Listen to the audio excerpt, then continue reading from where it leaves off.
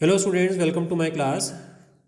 Today in this class we are going to discuss methods of solving 2 by n and m by 2 games without saddle point. इससे पहले वाली classes में हमने saddle point use करके game का solution कैसे लिखना है वो देखा था।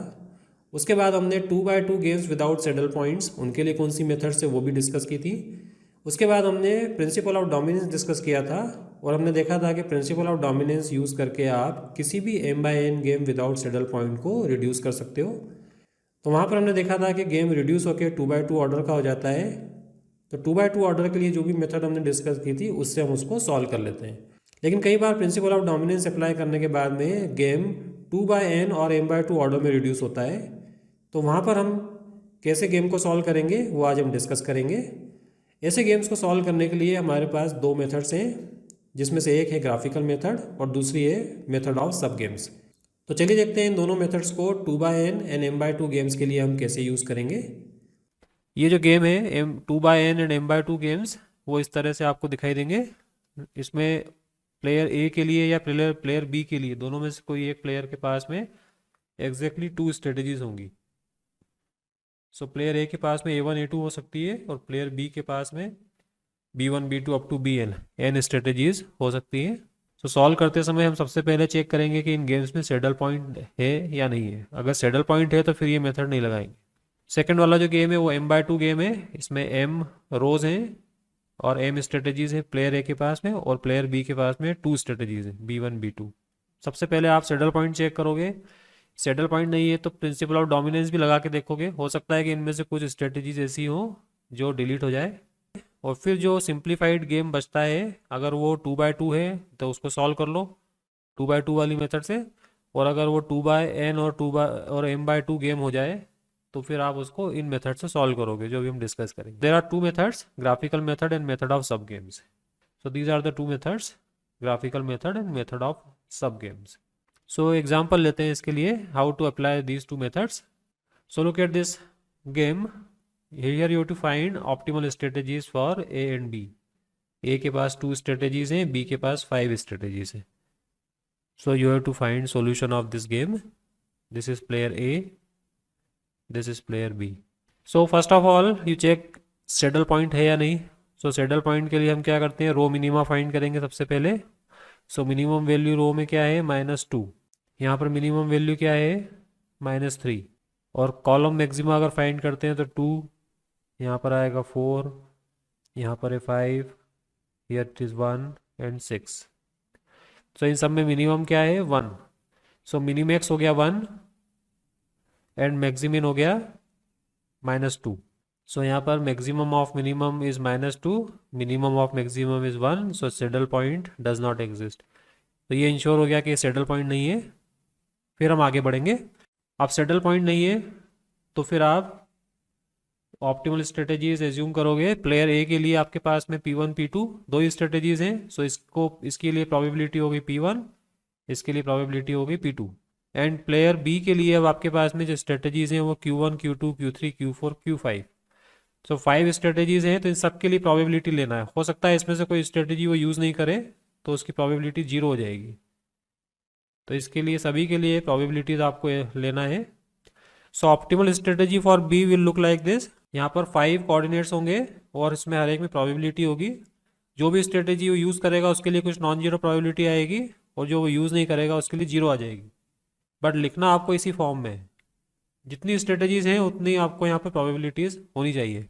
सो ऑप्टिमल स्ट्रेटेजीज ये होंगी दोनों के लिए।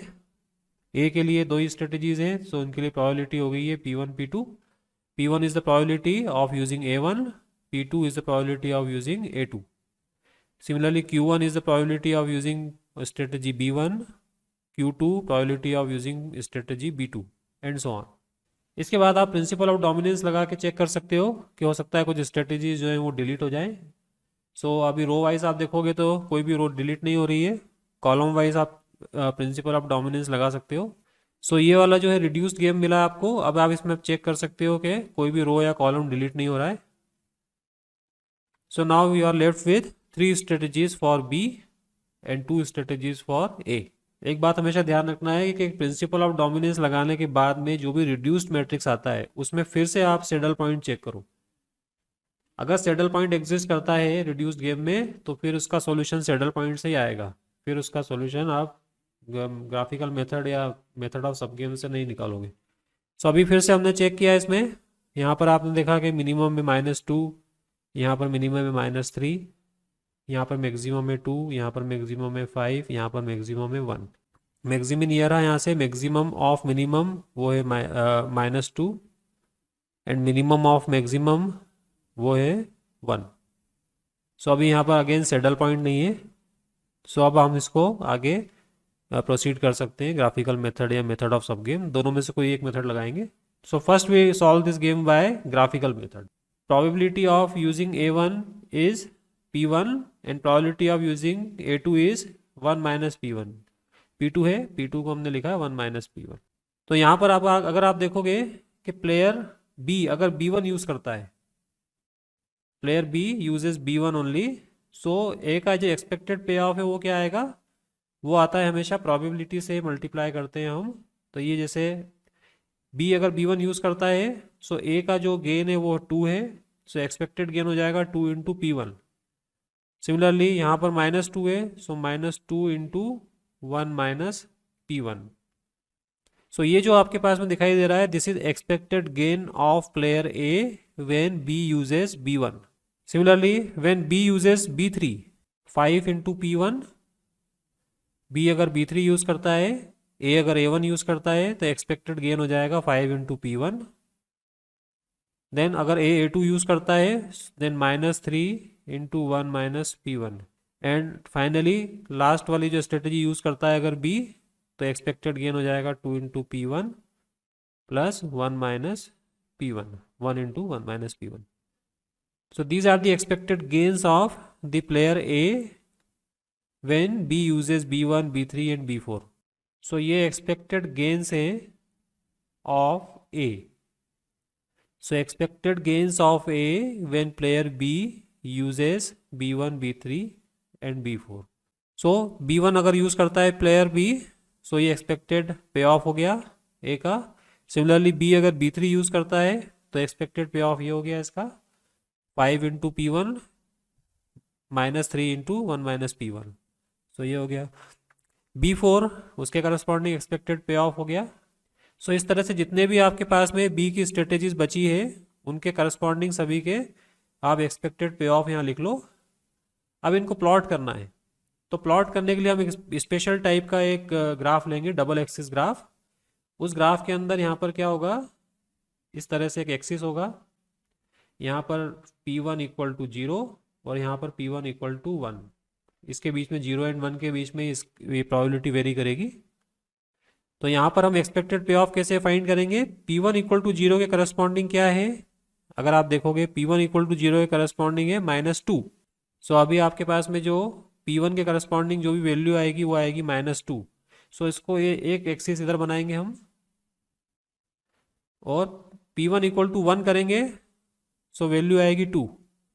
सो पे ऑफ की जो वैल्यू है P1 = 0 के लिए -2 है एंड P1 = 1 के लिए है 2। सो P1 = 1 के लिए यहाँ पर हम एक एक्सिस बना देंगे। सो ये तो हो गया आपका -2 व्हेन P1 = 0, पे ऑफ इज -2, तो एक ये पॉइंट हो गया। व्हेन P1 = 1 इट इज़ 2, तो एक यहाँ पर हो गया पॉइंट। इन दोनों को हम ज्वाइन कर देंगे इस तरह से। सो ये लाइन जो है ये L1 हो जाएगा। L1 मीन्स फर्स्ट पे ऑफ। P1 = 0 के करस्पॉन्डिंग जो गेन है या पे ऑफ है वो यहाँ लिखेंगे, P1 = 1 के करस्पॉन्डिंग जो गेन है उसको इस एक्सिस पे करेंगे। देन सेकेंड वाला जो है वो प्लॉट करने के लिए अगेन P1 = 0, P1 = 0 के लिए -3 है, सो -3 इज हियर। एंड P1 = 1 के लिए 5 है, सो 5 विल बी हियर। इन दोनों को ज्वाइन कर देंगे हम इस तरह से। सो ये सेकेंड वाला जो पे ऑफ है वो हो गया L2। So if you plot all these payoffs on these axes we get this graph P1 = 0, P1 = 1। A का जो गेन है वो इधर नीचे की साइड में डिक्रीज होते जा रहा है। सो इस वाले जो रीजन में जो सभी से बाउंडेड है, सारी लाइन से बाउंडेड जो कॉमन रीजन है वो ये वाला नीचे। सो इस तरह से आपने common reason bounded by all the lines find कर लिया। सो इस डायरेक्शन में जाओगे तो ए का जो गेन है वो डिक्रीज होते जा रहा है इस डायरेक्शन में, और इस डायरेक्शन में ए का गेन इंक्रीज होते जा रहा है।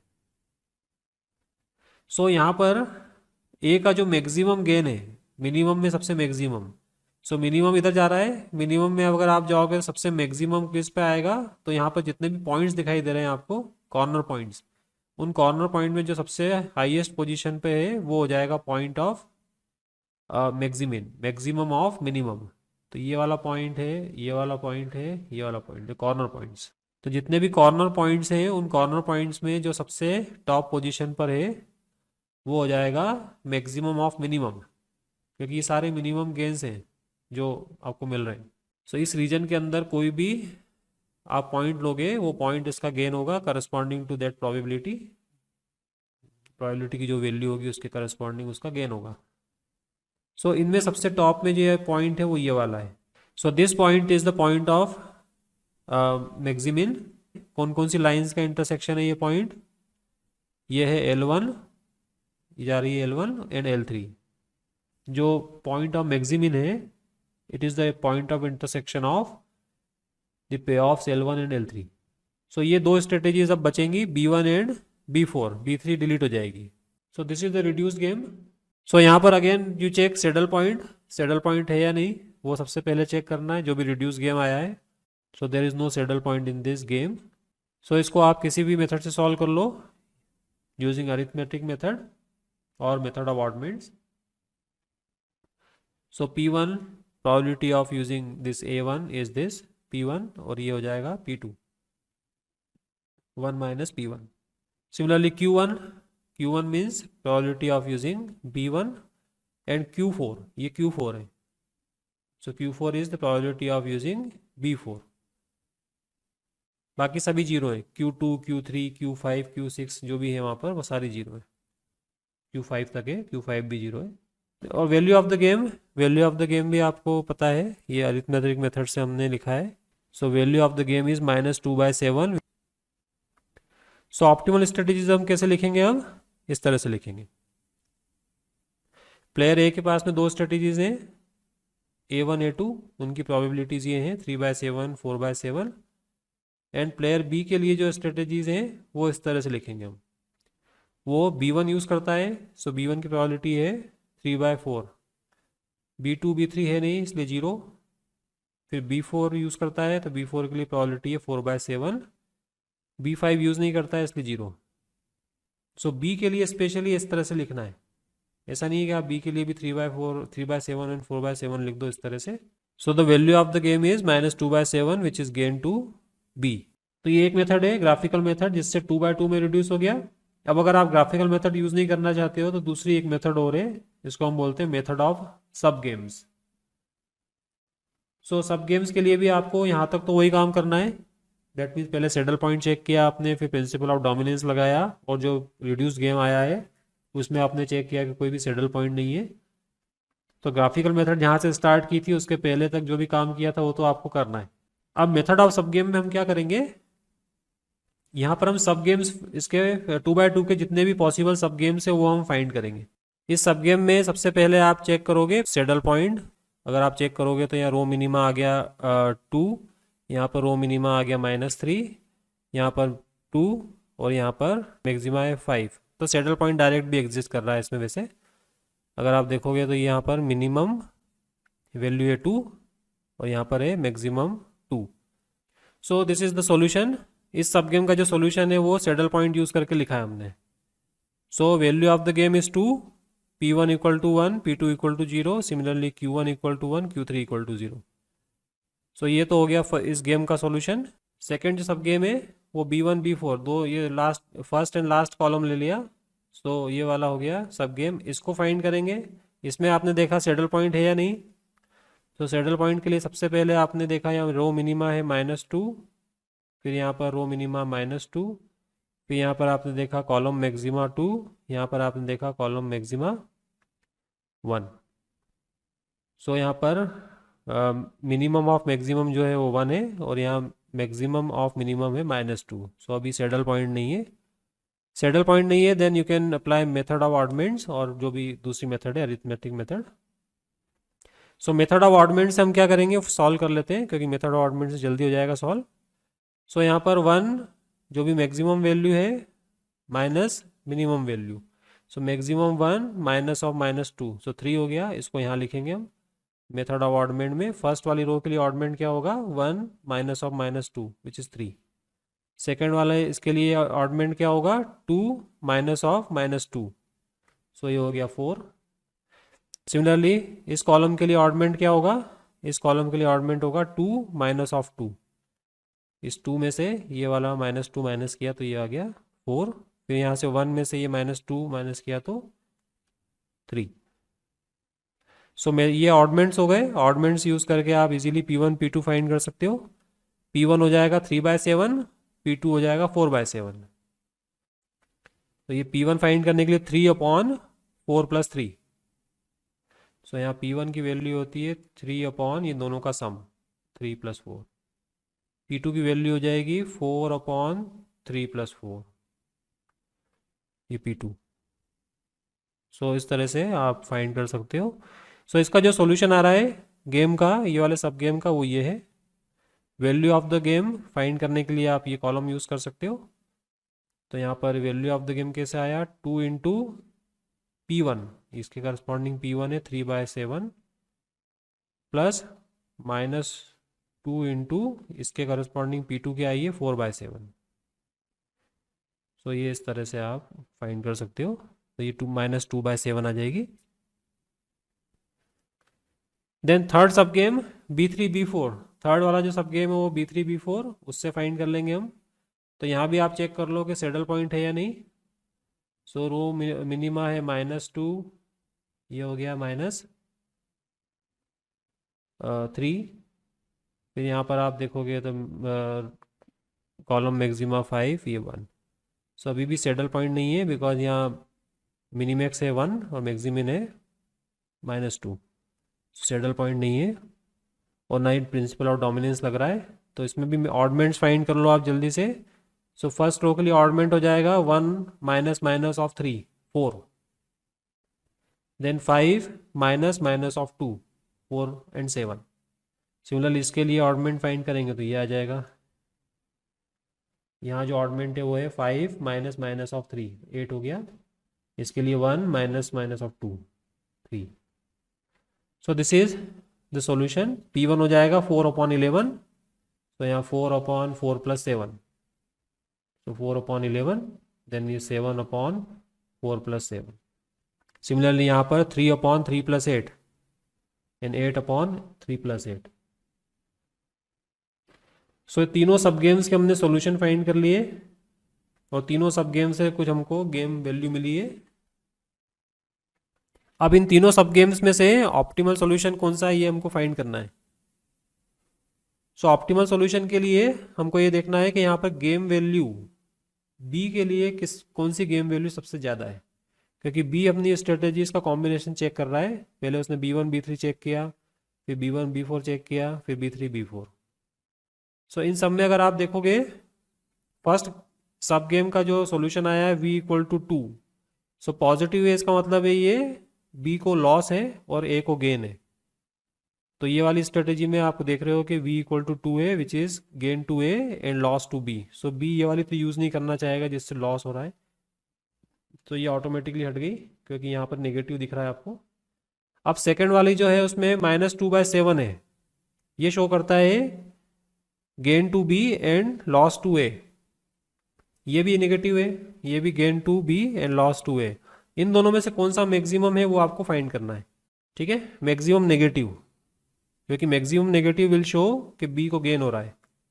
सो -2/7 एंड -1/11, इसमें सबसे मैक्सिमम जो गेन है वो है -2/7। तो जितने भी सब गेम्स हैं, यहाँ तो 3 निकले, और भी हो सकते हैं कि आपके पास गेम्स हो सब गेम्स, उनमें से प्लेयर ए या बी के लिए जो मैक्सिमम वैल्यू है वी की वो आपको देखना है, वो इसका सोल्यूशन हो जाएगा। सो ऑप्टिमल स्ट्रेटेजी आप बी के लिए इस तरह से लिखोगे। सारी जो भी स्ट्रेटेजीज हैं उनके लिए प्रोबेबिलिटी क्या है वो यहाँ लिखना है।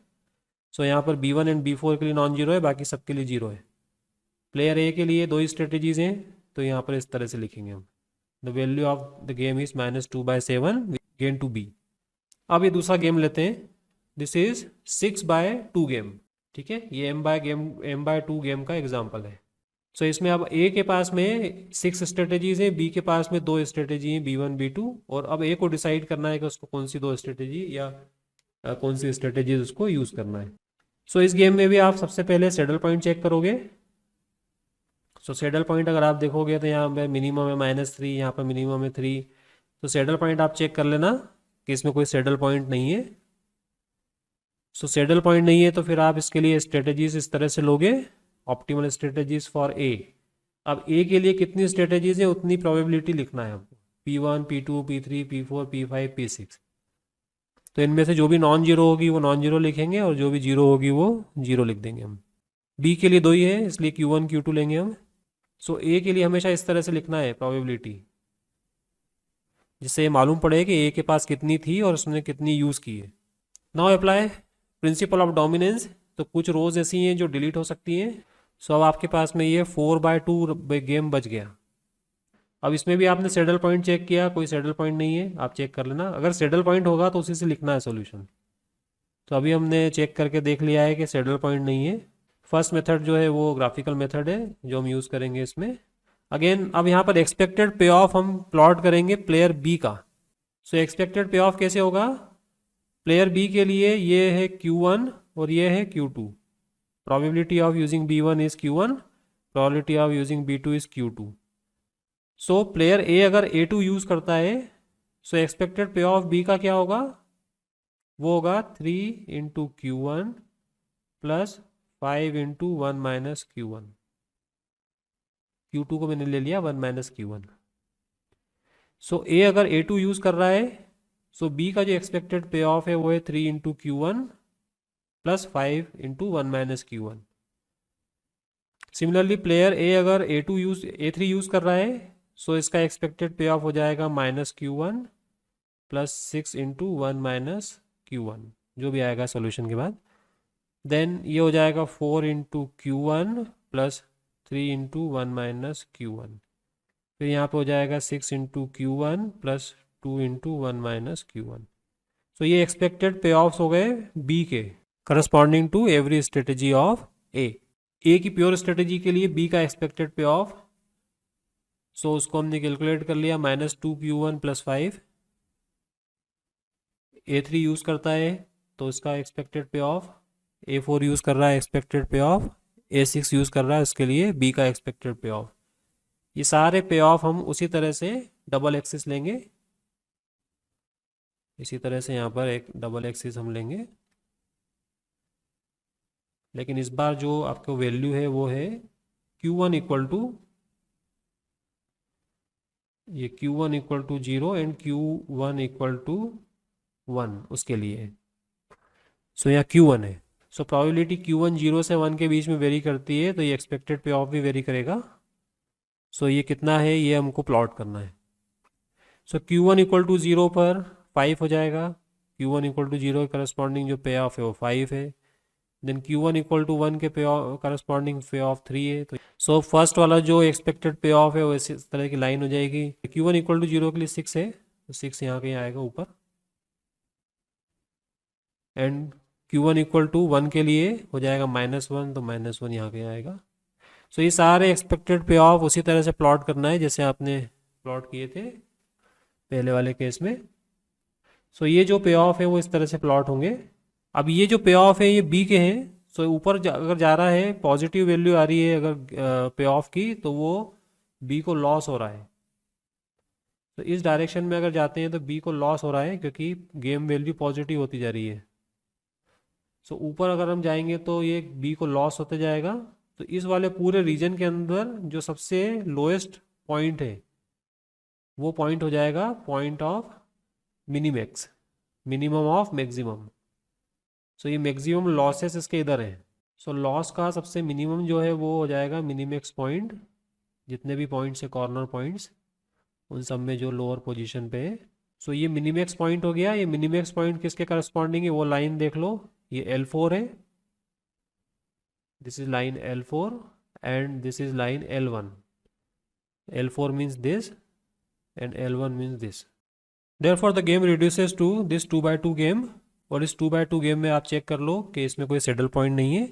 अब सेटल पॉइंट नहीं है तो इसको आप किसी भी मेथड से सॉल्व कर सकते हो, अरिथमेटिक मेथड भी लगा सकते हो और मेथड ऑफ ऑडमेंट्स भी लगा सकते हो। सो यूजिंग अरिथमेटिक मेथड, सो अब जो ऑप्टिमल स्ट्रेटेजीज है वो हम इस तरह से लिखेंगे। सो यहाँ पर प्लेयर ए जो है आउट ऑफ 6 स्ट्रेटेजीज वो सेकेंड एंड सिक्स वाली स्ट्रेटेजी को यूज़ करता है with probabilities 2x3 and 1x3। सो ए के लिए आपको इस तरह से लिखना है। प्लेयर बी के लिए स्ट्रेटेजीज B1 B2 वो 1x2 प्रोबेबिलिटी से यूज़ करता है। So when they play their optimal strategies the value of the game is 4 which is gain to A. So player A को गेन 4 का होता है। तो ये ग्राफिकल मेथड हो गई। अब हम इसी गेम को मेथड ऑफ सब गेम से सॉल्व करते हैं। सो method of sub games use करने के लिए आपने सारे सब गेम्स फाइंड करना है। तो जितने भी पॉसिबल 2x2 के सब गेम्स है वो फाइंड किए। सो फर्स्ट जो सब गेम है वो ये आ रहा है, इसमें आपने सेडल पॉइंट फाइंड किया तो सेडल पॉइंट मिलेगा आपको 3। तो जहाँ पर 3 है वो सेडल पॉइंट हो गया। सो ये आपके पास सोल्यूशन हो गया पी। सिमिलरली सेकेंड गेम हमने फाइंड किया A2 एंड A4 को लेकर, तो ये 2x2 गेम को हमने सॉल्व किया।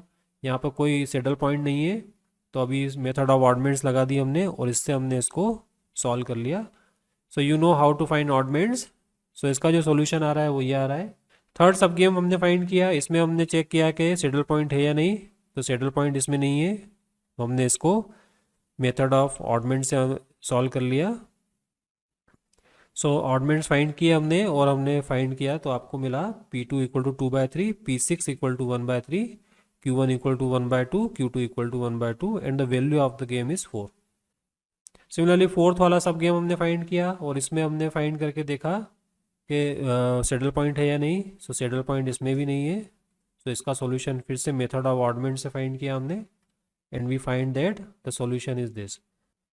Then fifth sub game A3 and A6 को लेकर हमने बनाया, A3 एंड A6 को लेकर हमने गेम बनाया, इसका भी हमने फाइंड किया सेडल पॉइंट नहीं है। सो इसमें हमने मेथड ऑफ ऑडमेंट्स लगाई और आपको सॉल्यूशन मिला ये। सो लास्ट वाला जो सब गेम है सिक्स वाला गेम, उसमें हम फाइंड करते हैं सेडल पॉइंट है। So A4 B2 is the saddle point. So इसका जो सॉल्यूशन है वो आएगा V equal to 3 and P4 equal to 1, P6 equal to 0। So इन सारे सब गेम्स में आपको देखना है कि V की जो वैल्यू है वो मैक्सिमम कहाँ पर है। इससे पहले हम जाएंगे तो आपको सारे सब गेम्स में जो मैक्सिमम वैल्यू है वो है V इक्वल टू 4। सो ये जो सब गेम था जिसमें V इक्वल टू 4 आ रहा है वो इसका सॉल्यूशन हो जाएगा। So optimal strategy for A is 0, 2/3, 0, 0, 1/3 and that for B is 1/2, 1/2. So these were the methods for 2/n and m/2 games without saddle point. एक बात आपको ध्यान रखना है कि जब भी आप प्रिंसिपल ऑफ डोमिनेंस अप्लाई करोगे या method of sub games apply करोगे तो जो भी रिजल्टिंग गेम आता है सबसे पहले उस गेम का आप सेडल पॉइंट फाइंड करोगे। अगर सेडल पॉइंट एग्जिस्ट नहीं करता है then only you proceed further, otherwise आप सेडल पॉइंट यूज़ करके ही उसका सॉल्यूशन लिखोगे। So I hope you understood these methods. Thank you very much.